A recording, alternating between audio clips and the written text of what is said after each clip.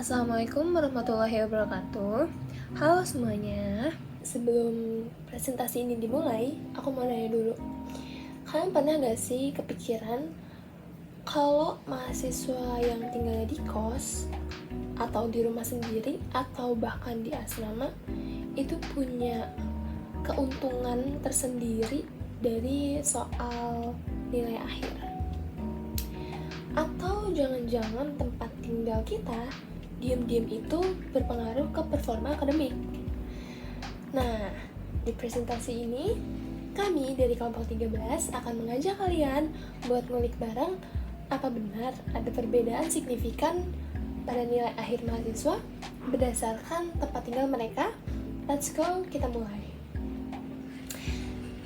Sebelumnya, perkenalkan dulu kami dari kelompok 13 yang beranggotakan, yang pertama ada Ahmad Susairi, yang kedua ada Nabila Ramadanti, dan yang ketiga ada Anissa Zafiara Hanum, dan yang terakhir ada Mafalia Faza Putri. Lanjut tentang tema yang kita ambil itu tema mengenai matematika, yaitu analisis perbedaan nilai akhir mata kuliah analisis data semester 1 tahun pelajaran 2024-2025 berdasarkan tempat tinggal mahasiswa kelas 03. Next, ada latar belakang. Yang pertama adalah variasi tempat tinggal mahasiswa. Karena seperti kita tahu ya, mahasiswa itu memiliki tempat tinggal yang berbeda-beda kan selama kuliah. Entah itu tinggal bersama orang tua, atau tinggal di kos, atau di asrama, atau di lain-lainnya gitu kan. Nah itu tuh kami duga itu tuh dapat mempengaruhi performa akademik. Nah selain itu, faktor lingkungan belajar juga mempengaruhi. Jadi perbedaan lingkungan tempat tinggal terutama itu tuh berkaitan erat dengan kenyamanan belajar dan tingkat kemandirian yang berpotensi berdampak pada pencapaian nilai akademik. Nah, latar belakang yang ketiga itu alasan mengenai penggunaan statistika dan parametrik.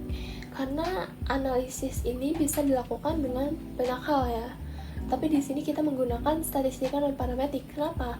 Karena nggak semua kelompok itu memiliki distribusi nilai yang normal atau jumlah sampel yang terlalu besar gitu. Nah, selanjutnya aku akan membahas permasalahan dan tujuan. Tujuan dari analisis ini itu kami ingin mengetahui apakah terdapat perbedaan signifikan nilai akhir antara mahasiswa yang tinggalnya di kos, asrama, dan rumah orang tua gitu. Nah, permasalahannya apa sih?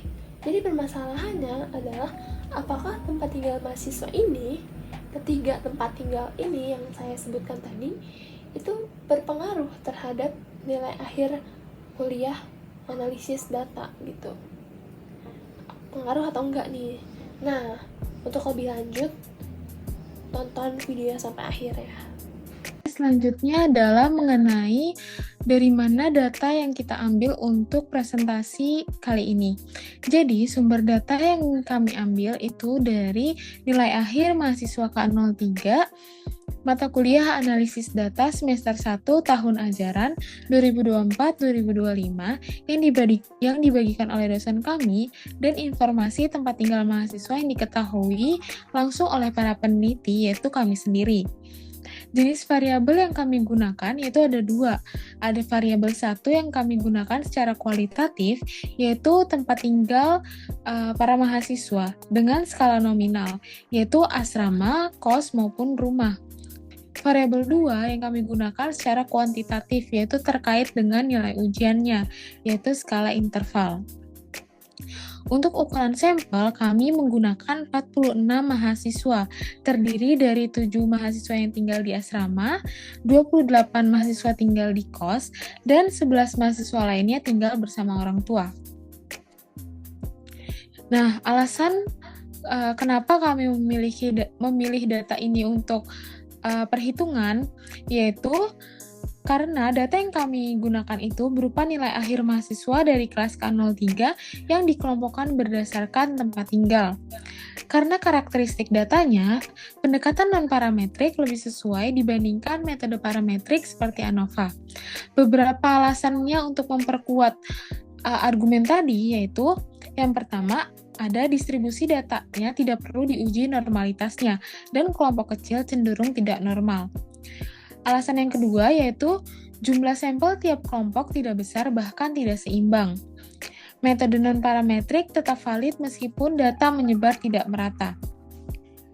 Selanjutnya, tempat tinggal mahasiswa adalah variabel nominal, cocok dianalisis per kelompok. Alasan selanjutnya yaitu nilai ujian berskala interval bisa di-ranking tanpa harus asumsi distribusi. Dan alasan yang terakhir kenapa kami memiliki data ini yaitu pendekatan ini lebih fleksibel dan aman untuk data seperti ini. Selanjutnya kami akan membahas tentang metode analisis yang kami gunakan untuk perhitungan data kali ini. Jadi, metode analisis yang kami gunakan yaitu uji Kruskal-Wallis.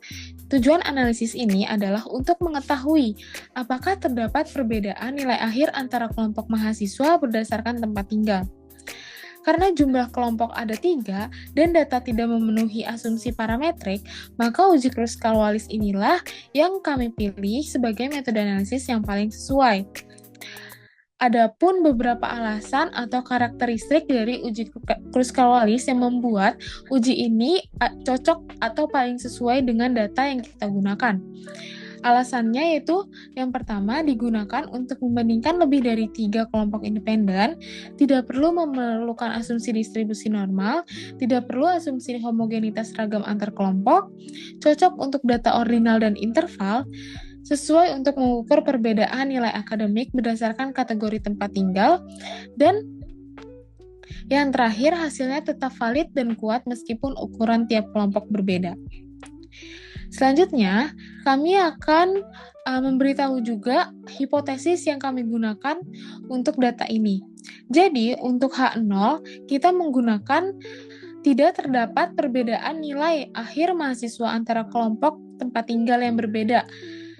Dan H1 yang kami gunakan yaitu terdapat setidaknya satu perbedaan nilai akhir mahasiswa antara kelompok tempat tinggal yang berbeda. Dan untuk perhitungan data ini kami menggunakan taraf signifikan atau alfa sebesar 0,05. Baiklah, yang selanjutnya adalah hasil dan pembahasan. Terdapat 3 observasi, yang pertama itu asrama, kedua itu kos, dan yang ketiga itu rumah. Kembali yang pertama, pada semua data yang pertama kami urutkan dari berdasarkan observasi, yaitu asrama, kos, dan rumah. Kemudian kami mengurutkan nilai awal tersebut terdapat pada kolom rank. Setelah itu, jika terdapat data yang sama seperti pada data pertama dan data kedua pada observasi asrama, yaitu nilai akhir 64, yang mana ranking secara umumnya itu ranking 12 dan ranking 13. Sehingga untuk mengatasi hal tersebut, kami menjumlahkannya dan membaginya sebanyak jumlah yang mereka sama, itu menjadi 12,5. Dan itu berlaku juga untuk beberapa kasus selanjutnya. Nah, setelah kami merubah bentuk tersebut, kami membentuk sebuah kolom baru yang kami sebut dengan new rank, yaitu ranking yang telah penggabungan antara jika terdapat 2 nilai observasi yang sama. Dan new rank inilah yang kami jumlahkan. Pada observasi asrama dengan banyak data 7, total new ranknya adalah 124. Sedangkan untuk bagian kos dengan banyaknya observasi 28, dan setelah diurutkan secara new rank, itu hasil rankingnya adalah 677,5. Dan yang terakhir adalah rumah dengan banyak data observasi rumah, itu adalah 11 dengan total new rankingnya adalah 279,5. Selanjutnya terdapat pada kolom yaitu kuadrat dari new rankingnya. Yang pada kolom asrama yaitu R1-nya dikuadratkan menjadi 15.376, dan pada bagian kos jika setelah dikuadratkan itu 459.006,25,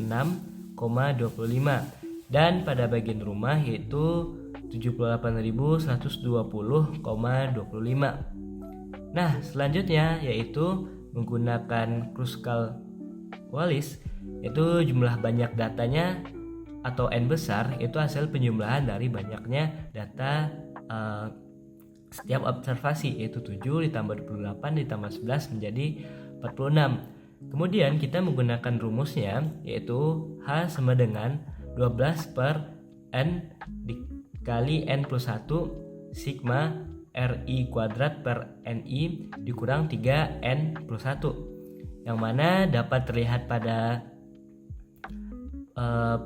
PPT tersebut yaitu 12 per 46 kali 47 dalam kurung 124 kuadrat per 7 ditambah 677,5 kuadrat per 28 tambah 279,5 per kuadrat per 11, kemudian dikurangkan 3 dikali 47, yang aproksimasi hasilnya sekitar 1,5985.